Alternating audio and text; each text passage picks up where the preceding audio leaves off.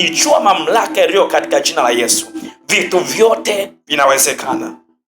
Nisaidie kusema amina. Ukijua mamlaka uliyoibeba ya jina la Yesu, vitu vyote unavyoona vinawezekana. Vinawezekana kwa sababu namna ulivyolibeba jina la Yesu. Paulo anazungumza katika kile kitabu cha Filipi sura ile ya 4 ule mstari wa 13, anasema nayaweza mambo yote, nayaweza mambo yote katika yeye anitiae nguvu. Alijua kabisa kwamba mambo yote yanawezekana.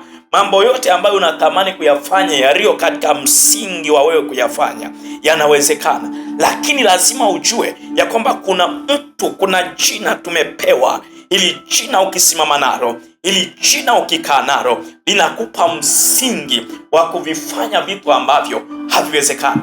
Unavifanya vitu ambavyo haviwezekani, lakini lazima ujue umebeba jina. Ushindi wa mwamini yoyote, ushindi wa mtu anayetembea na Mungu ni kutembea kulibeba jina la Yesu. Huwezi ukawa mshindi kama hauna jina. Lazima tu shetani anakupiga, shetani atakuvuruga, mapepo yatakushughulikia, wachawi watakushughulikia, biashara haitoenda mbele. Ni lazima ujue jina, jue mamlaka. Jina la Yesu ndiyo kodi, ndiyo key, code, password. Jina la Yesu ni key, password, ndiyo kodi ya kutufanya tufanikiwe. Wokovu wako hauwezi ukawa wokovu ikiwa hauna jina. Haujui mamlaka ya jina. Unapoomba lazima ujue mamlaka iliyo katika jina la Yesu. Leo tuna waombaji ambao hawajui mamlaka iliyo katika jina la Yesu. Ndio maana tunaomba hatupati matokeo. Ndio maana unaomba, unafunga, unakesha, unaomba lakini haupati matokeo. Ni kwa sababu gani? Kwa sababu haujui mamlaka iliyo katika jina. Ukijua mamlaka iliyo katika jina, maombi yako ni maombi yatakayokuwa na matokeo. Yatakuwa na matokeo kwa sababu najua mamlaka iliyo katika jina la Yesu. Ukijua mamlaka hautahangaika. Unacho kitu cha kuwapa watu. Petro akasema hatuna dhahabu. Ni kweli unaweza usiwe na dhahabu, usiwe na fedha, lakini ngoja nikwambie, ukibeba jina linafanya zaidi ya vitu ambavyo watu walitegemea kuwa navyo. Huyu mtu aliyekuwa kiwete, kwa kukaa pale, alipokutana na watu wenye jina, siku hiyo akasimama. Siku hiyo akaanza kutembea. Haikuhitaji wampeleke hospitali wakamfanyia operation. Haikuhitaji waanze sikufa. Hapa jina linafungua, linaweka huru watu, linafanya matokeo makubwa. Nimekwambia ulimwengu huu unabadilishwa na wale wanaojua mamlaka iliyo katika jina la Yesu. Jina la Bwana libarikiwe sana. Ulimwengu huu unaguswa. Future ya watu wengi ni watu ambao wanajua mamlaka iliyo katika jina la Yesu.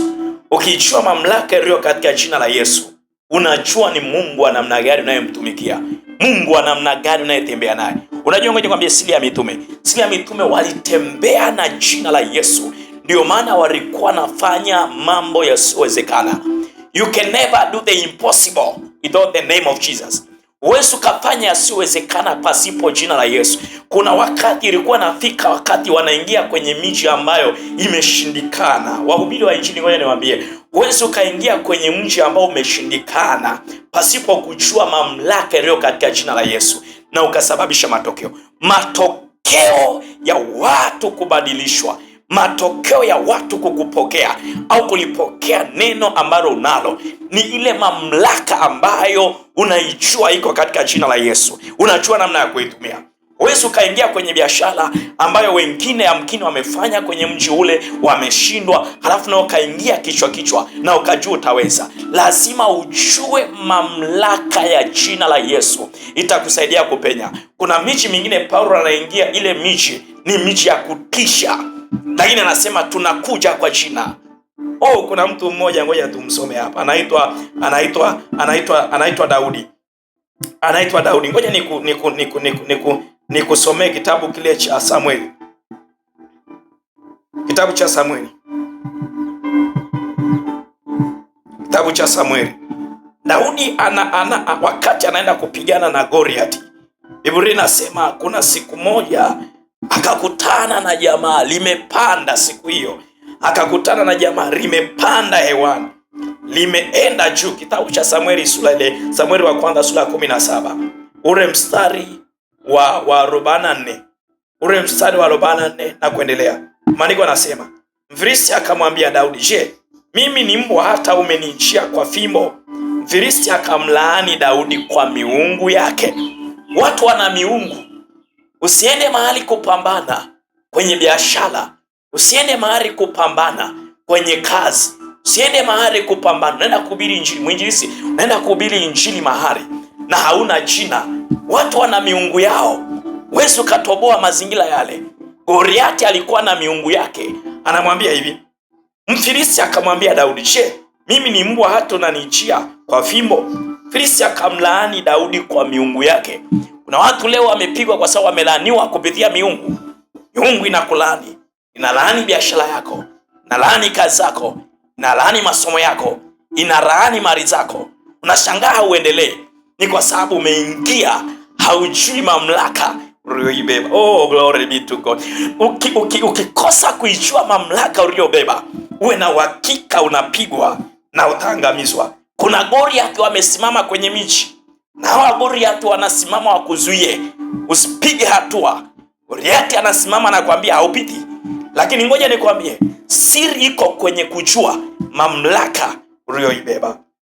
Maandiko yanasema, Mfilisti akamwambia Daudi, njoo huku kwangu, nyama yako nitawapa ndege wa angani na wanyama wa mwituni.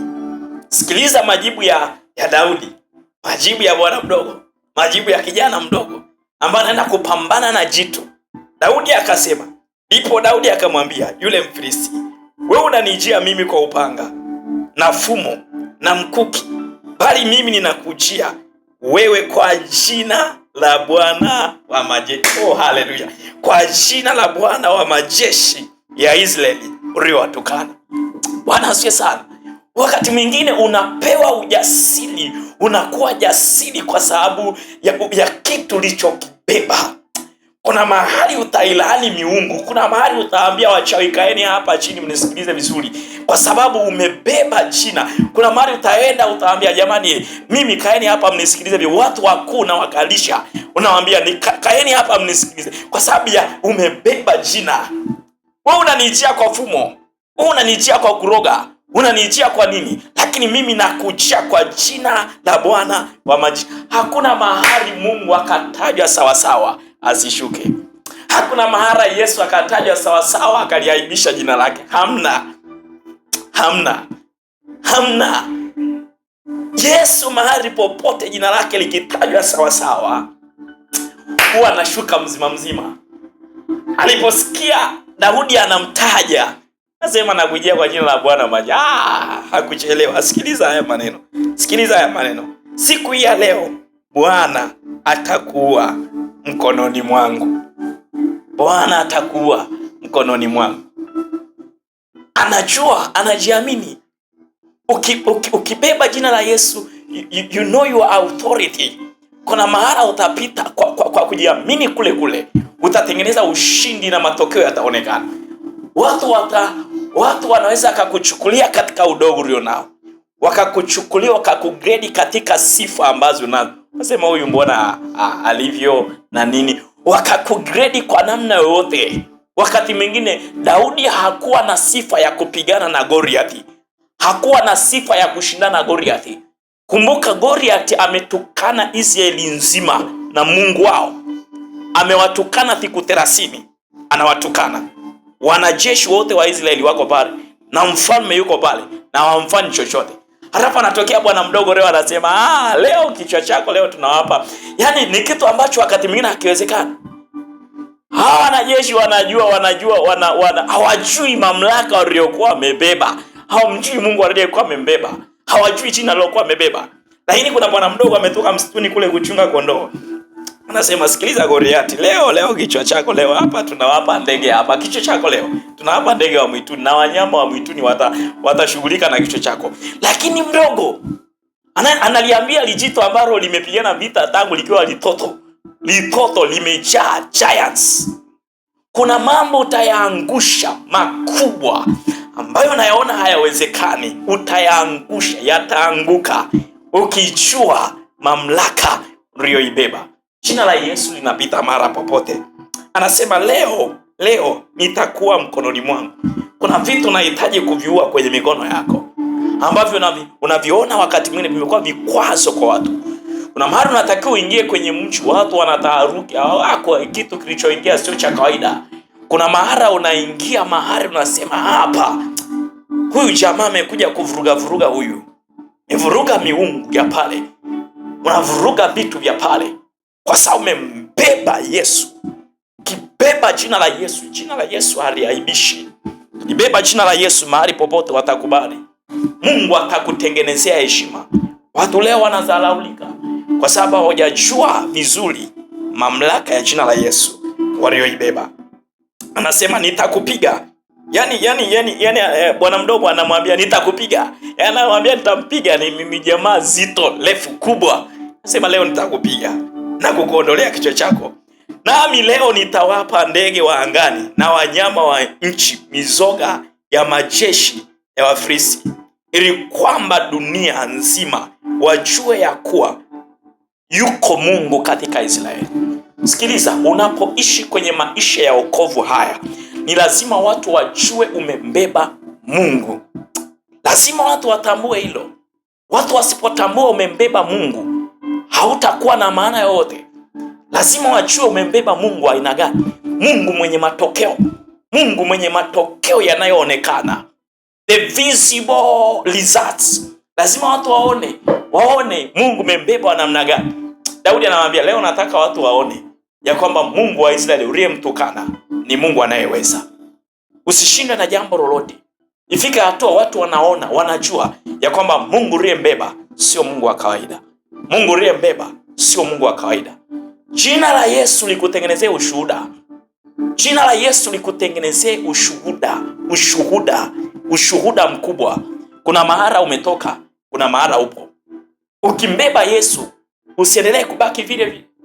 Yaani wokovu uliokoka mwaka juzi au miaka 10 iliyopita na uko vile vile, bado utakuwa na matatizo. Mungu wako wa jana kama hajakusaidia leo, bado hajawa Mungu. Bwana asifiwe sana. Haleluya. Mungu wako wa jana akiwa bora kuliko Mungu wako wa leo, bado kuna walakini. Inatakiwa Mungu wako wa leo hawe ni Mungu ambaye anasema, Mungu anayetenda miujiza, Mungu anayetenda maajabu, Mungu anayetenda mambo yasiyo ya kawaida. Sikiliza, Mungu wetu ni Mungu anayeishi, sio Mungu aliyekufa. Yaani kama ni Mungu anayeishi, maana yake ni Mungu wa jana, ni Mungu wa leo na ni Mungu wa kesho. Mungu anamtokea Musa, anamwambia sikiliza, waambie wana wa Israeli, mimi ni niko ambaye niko. Maana yake nitakuwepo, nilikuwepo, nipo na nitaendelea kuweko. Huyo ndio Mungu. Ifika tu unajua nimebeba Mungu wa namna gani. Nimebeba jina la namna gani lenye kunisaidia kuvuka, lenye kunifanya niende mbele. Hakuna mtu ambaye amebeba jina la Yesu akawa mnyonge. Hakuna mtu aliyebeba jina la Yesu akawa mtu wa kulialia mnyonge. Ukilibeba jina la Yesu na ujasiri wote, aise kuna mahala utavuka.